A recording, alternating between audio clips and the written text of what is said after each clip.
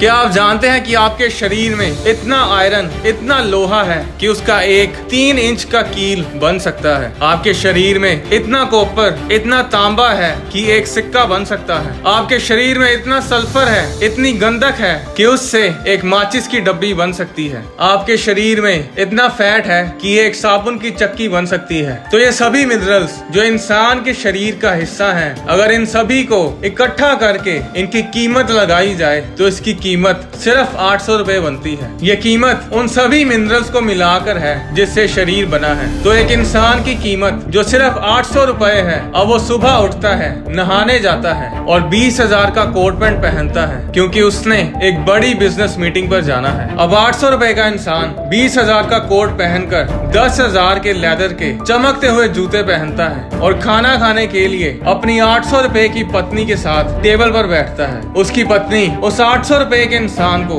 200 रुपए के आसपास का नाश्ता देती है। अब 800 रुपए का वो इंसान 20,000 का कोट पैंट, 10,000 के जूते पहनकर, 200 रुपए का खाना खाकर, अपनी 35 लाख की गाड़ी में बैठकर अपने 5 करोड़ के घर से निकलता है और ऑफिस पहुंचकर बिजनेस मीटिंग खत्म करता है और घर वापस आता है। अपने 50,000 के सोफे पर आकर बैठता है और अपने 1 लाख के LED टीवी को ऑन करके क्रिकेट मैच देखता है और अचानक उसकी 800 रुपए की पत्नी आकर उससे बोलती है कि जानू, आज रात आपको मेरे साथ चर्च जाना है। और वो 800 रुपए का इंसान बोलता है, क्या मतलब चर्च जाना है? उसकी पत्नी बोलती है, आज रात स्पेशल प्रार्थना होगी उन लोगों के लिए जो परमेश्वर को नहीं जानते और प्रभु यीशु को अपना उद्धारकर्ता ग्रहण करना चाहते हैं। चर्च में अनाउंसमेंट की गई है कि जिन्होंने उद्धार नहीं पाया उन्हें चर्च में इनवाइट किया जाए, इसलिए आपको आज हमारे साथ चर्च जाना होगा। और वो 800 रुपए का इंसान जवाब देता है कि देखो बेबी, मैं अगले हफ्ते चर्च चला जाऊंगा, अभी मुझे क्रिकेट मैच देखना है, आज वर्ल्ड कप फाइनल है, मैं वायदा करता हूँ अगले हफ्ते मैं पक्का तुम्हारे साथ चर्च जाऊंगा। पर वो 800 रुपए का इंसान नहीं माना। वो नहीं जानता था कि मैच के खत्म होने से पहले ही उसकी जिंदगी का दी एंड होने वाला है। मौत का दूत उसके लिए निकल पड़ा था और मैच खत्म होने से पहले ही वो 800 रुपए का इंसान अपने 50,000 के सोफे पर, जिसे उसने अपने आराम के लिए खरीदा था, उसी पर वो चल बसा। अब उसकी पत्नी घर आकर क्या देखती है कि उसका वो 800 रुपए का पति मर चुका है। लोग आते हैं, विलाप करते हैं और एक 10,000 के ताबूत में उसे 15,000 के कपड़े पहनाते हैं जो ना तो वो कभी देख पाएगा और ना ही उसका आनंद ले पाएगा। वो 1 लाख की जमीन में 500 रुपए के बेलचे से उसके लिए गड्ढा खोदते हैं और उसे उसी मिट्टी से ढक देते हैं जिस मिट्टी से वो बना था। अब परमेश्वर क्यों चाहता था कि वो 800 रुपए का इंसान बचाया जाए, कि वो उद्धार पाए? क्यों परमेश्वर ने उस 800 रुपए के इंसान को बचाने के लिए अपने बहुमूल्य, बेशकीमती, अपने इकलौते बेटे प्रभु यीशु मसीह को कुर्बान किया? इसका जवाब ये है कि क्योंकि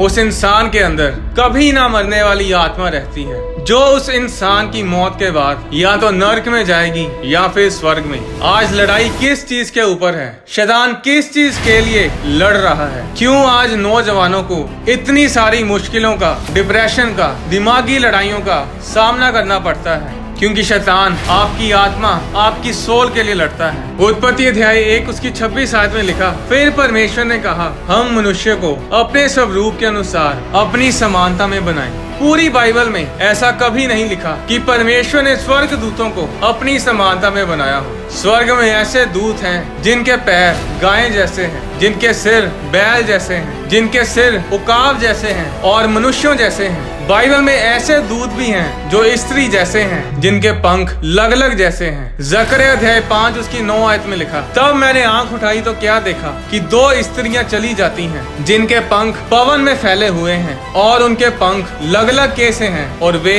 एपा को आकाश और पृथ्वी के बीच में उड़ाए लिए जा रही हैं। ऐसे स्वर्गदूत हैं जो स्वर्ग से धरती पर गिरा दिए गए थे। उनके बारे में मैं एक अलग वीडियो में आपको बताऊंगा। पूरी बाइबल में ऐसा कहीं नहीं लिखा कि परमेश्वर ने स्वर्गदूतों को अपनी समानता में अपने जैसा बनाया। सिर्फ मनुष्य को परमेश्वर ने अपनी समानता में अपने जैसा बनाया। तो अब एक इंसान जो उद्धार पाए बिना मर जाता है, उसका बचाया जाना क्यों जरूरी था? उसका उद्धार पाना क्यों जरूरी था? क्यों परमेश्वर इंसान की इतनी चिंता करता है? क्यों परमेश्वर परमेश्वर इंसान से इतना प्रेम करता है कि उसने अपना एक लौता बेटा हमारे लिए कुर्बान कर दिया। आज जब कोई इंसान उद्धार पाए बिना मरता है, जब वो यीशु मसीह को अपना उद्धारकर्ता ग्रहण किए बिना मर जाता है, तो वो इंसान परमेश्वर से अलग उस नर्क में हमेशा के लिए सड़ता है और परमेश्वर उसके साथ समय नहीं बिता पाता और ना ही उसके साथ आनंद मना पाता है। और जब कोई इंसान उद्धार पाकर मरता है, जब वो यीशु मसीह को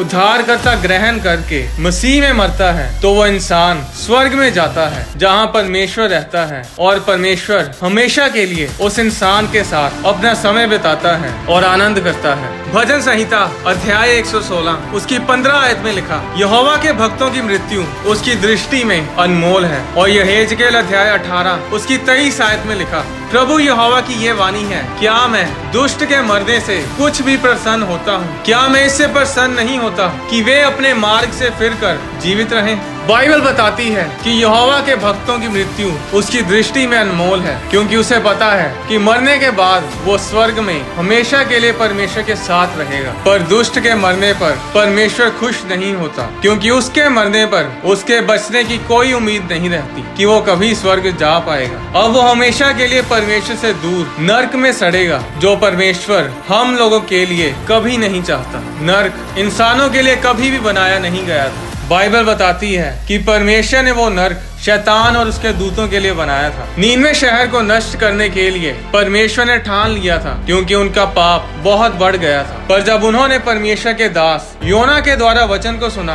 तो उन्होंने पश्चाताप किया, रोजे रखे और अपने मन को फिराया। और बाइबल बताती है कि परमेश्वर ने अपने फैसले को बदल दिया। उसने उस नीनवे शहर को नष्ट नहीं किया। परमेश्वर ने योना से कहा था कि नीनवे उल्ट दिया जाएगा, पर जब उन लोगों ने अपने मन को फिराया, पश्चाताप किया, तो योना अध्याय 3 उसकी 10 आयत में लिखा, जब परमेश्वर ने उनके कामों को देखा कि वे कुमार्ग से फिर रहे हैं, तब परमेश्वर ने अपनी इच्छा बदल दी और उनकी जो हानि करने की ठानी थी उसको ना किया। परमेश्वर ने लोगों के पश्चाताप को देखकर अपनी इच्छा बदल दी और उन्हें नष्ट नहीं किया। परमेश्वर कभी नहीं चाहता कि इंसान उससे दूर जाए। परमेश्वर मेरे साथ, आपके साथ, हम सब के साथ हमेशा आनंद मनाना चाहता है। वो हमारे साथ हमेशा के लिए समय बिताना चाहता है। वो नहीं चाहता कि एक भी इंसान, एक भी रूह नरक में उससे दूर जाए। परमेश्वर ने यीशु मसीह को क्रूस पर चढ़ाकर कोई फॉर्मेलिटी पूरी नहीं की थी कि चलो मैंने अपने बेटे को कुर्बान करना था और अपने वायदे के अनुसार वो मैंने कर दिया, अब जो विश्वास कर लेगा ये उसकी मर्जी है, वो बच जाएगा, मेरा काम खत्म है। परमेश्वर ने फॉर्मेलिटी पूरी नहीं की थी। उसने अपने पूरे दिल से हमें प्रेम किया और उस महान प्रेम की खातिर अपने बेटे को कुर्बान किया। जब यीशु मसीह क्रूस पर थे, उस समय असहनीय दर्द में जब उससे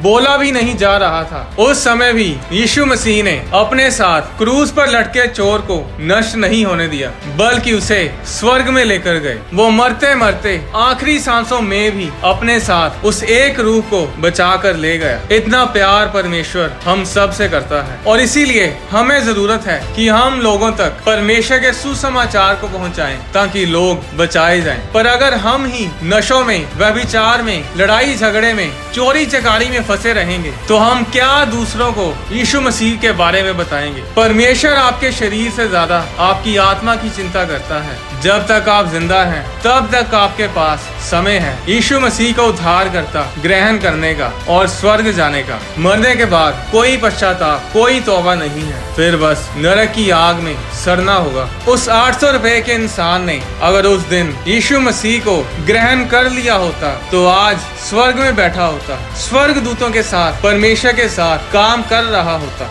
अब फैसला आपको करना है कि आपने यीशु मसीह का उद्धार करता आज ग्रहण करना है या कल।